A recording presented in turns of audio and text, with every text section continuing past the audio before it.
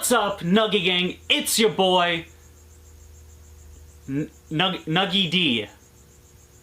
Yeah. We got some pretty exciting news all the way around. Got a bunch of big things happening, a bunch of things moving around, being switched, coming in. So I figured, you know what? Let's just put it all in one video. Today we are going to be talking about the Quince monitors, the Argus monitors, and of course Hobbs the Tegu. By the title, that's probably why you clicked on it. It's a little clickbaity, but hey, we'll get into that. You know, we'll get into that a little bit later in the video. But for now, we gonna roll the intro.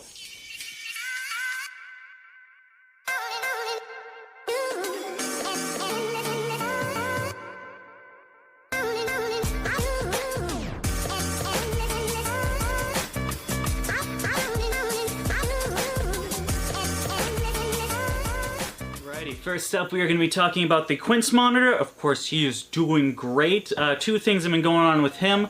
Number one, you can kind of see here. Let's try to get a little bit of a close-up on him. No, not my face. The Quince's face. You see he's been doing some nose rubbing.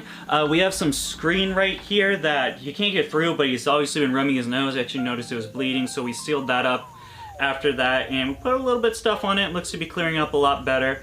We also do have a couple new plants in there, which is really cool. I bought some lucky bamboo for the water feature, so he's able to climb in and out of it using that bamboo, which is cool.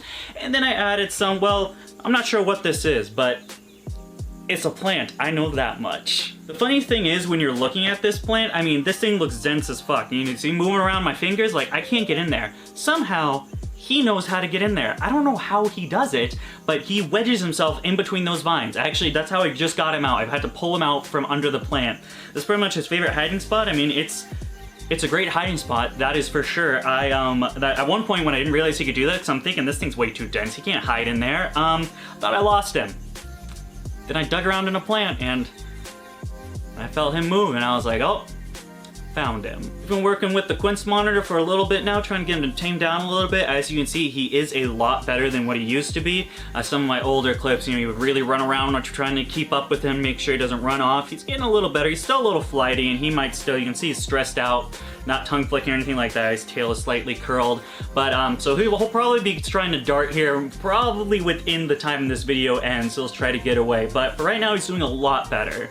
Now, of course, we have some very exciting news regarding the Quince monitor, and that's going to be, well, do you guys remember probably a year back when I was talking about, you know what, my big dream would be is actually getting a group of Quince monitors and housing them in a large enclosure and then trying to be, you know, one of those people that are actually breeding these guys in captivity. Well, that might happen. My friend referred me to a guy that has a couple of Quinces right now, and I'm looking at getting a probable pair. I think we'll start out with 3 right now, grow them out a little bit, see what happens. You know, what are they going to turn into when they're adults? Are we going to get some males, get some females? And at that point, we'll grab a second pairing of babies, growing them out and seeing what the sex is, and then we'll start pairing off into either groups or pairs, haven't decided yet, and try to figure out, you know, can we actually breed the Quince monitor? I'm really, really stoked. I've fallen in love with Quince monitors. This guy's pretty much my favorite monitor. Well, not as personable as maybe the Argus is or things like that. I know just in time as he grows older, here we go, it's starting. As he grows older, he will get a little more confident in himself and not be as flighty, but until then, he just doesn't have much of a personality besides being scared shitless of me. But as he grows, I know he'll get a lot more personality, a lot more confidence, and I just think they are amazing monitors. As soon as especially when they're adults, I mean, take a look at this picture right here. That is a stunning animal. Cannot wait to get this pair, get some groups going, and then of course having some full adult Quince monitors is going to be fantastic. We getting some tongue flicks there, buddy? You calming down a little bit?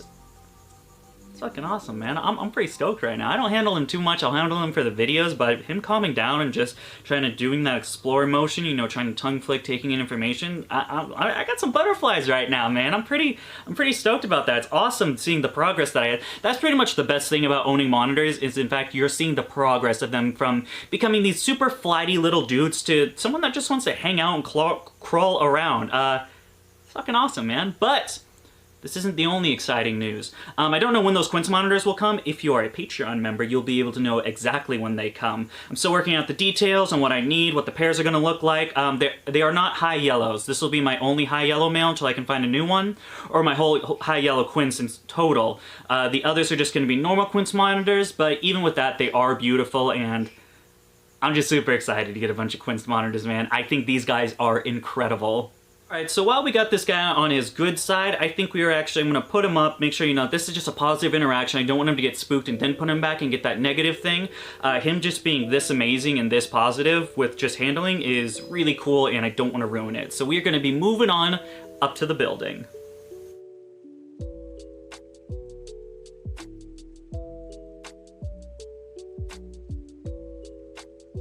Quick before we get into the Tegu monitor update, I just wanted to show off this hallway. This is some of the redesigning we've been doing and some of the renovations. Obviously, we got this nice black floor now. We do have did the same on the pricks as well, so it doesn't really have that concrete look anymore. It looks more like a nice painted building.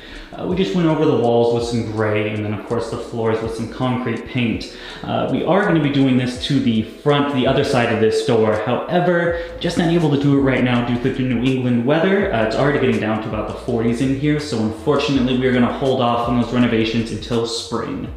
Alright guys, coming up here now, of course you've probably read by the title, I know we're going to be talking about Hobbs a little bit. It's a little sad. I'm a little...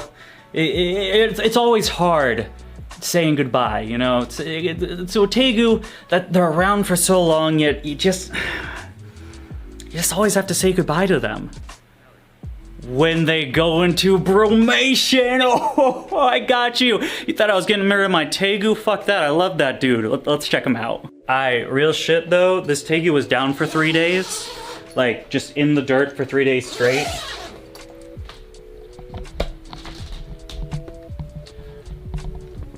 What the heck, buddy? Are you going to sleep or are you not going to sleep? Which one is it? Let me know. See? You see these burrows? This is what he dug. He dug this himself, and then I assumed he was off to sleep. But nope. Here he is. Oh my god. So frustrating. Well, now that he's awake, I guess we can talk about him a little bit. Progress with taming Hobbs and getting him off that food drive. Can't really see my face. Getting him off the that food drive. Him constantly trying to bite me. Pretty much, unless he has that first meal, he's always going to sneak anything that goes into his enclosure. His food has been working very great. It's gone to the point where I just have to wear one glove now, just in case he tries to bite down. Because getting bit by, this big, you don't like that. He's like, stop, human, stop. Where are you going? Getting bit by this size of a Tegu isn't too fun, so I figured wear one glove, be comfy. But also, being able to scratch a Tegu with no glove is pretty cool on its own. So there was a compromise there of me wearing only one glove. Again, I don't know if he's brumating or not. I don't really know what's going on. I'm gonna give it a few more days. And if he's up probably by tomorrow, then if he comes out and he's all good, I will start feeding him again. I just don't want to. I want to make sure, obviously, when Tegu's going to brumation, that you want to make sure that they don't have a full gut, so that gut particles pre-poop doesn't turn in rotten and then kill your Tegu. No one wants that. So we'll just take it day by day, but. Gosh, what a fucking awesome Tegu. I absolutely... Come on, focus in, camera. Get that good shot. Yeah. Look at that good boy. Oh my god. I love Hobbs. But, hey, don't leave yet. Don't leave yet, viewer. We still gotta talk about the Arguses. And there's some very, very big news about the Arguses. Stay tuned. I'm gonna put him back up. Let's talk about it. Coming up here on our first update, we have the male Argus who...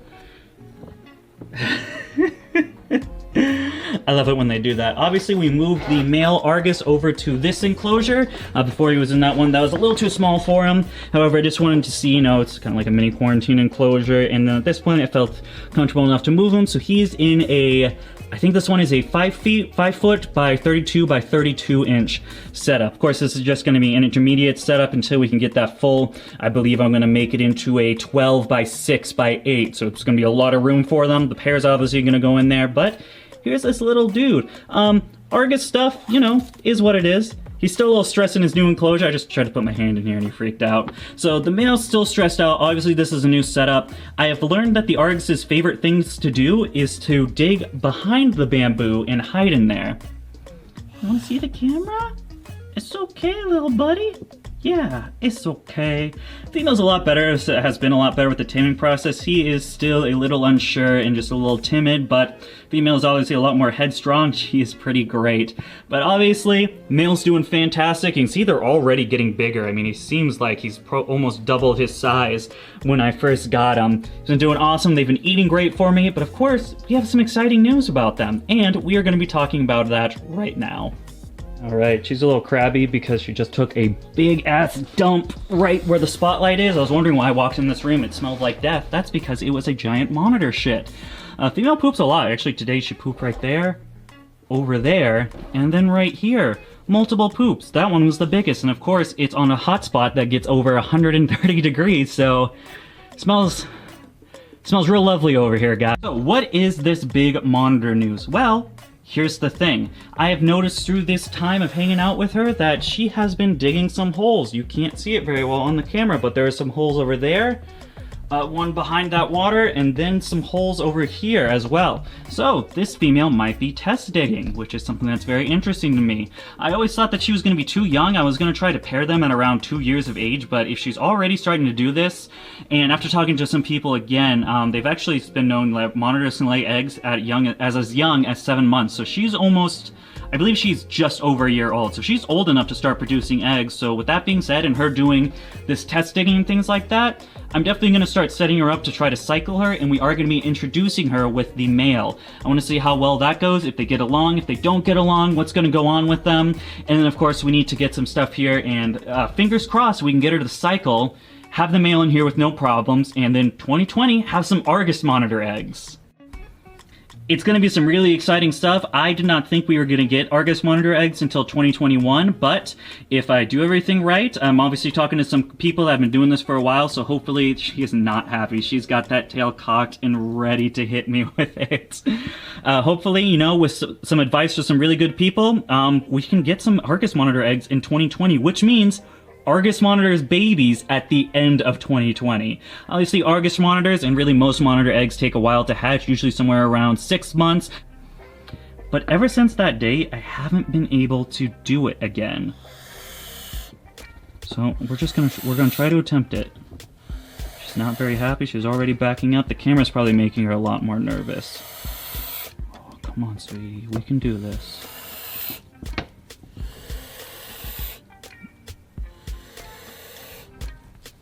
Ooh, she's not happy today. Usually she's a lot more calm with me.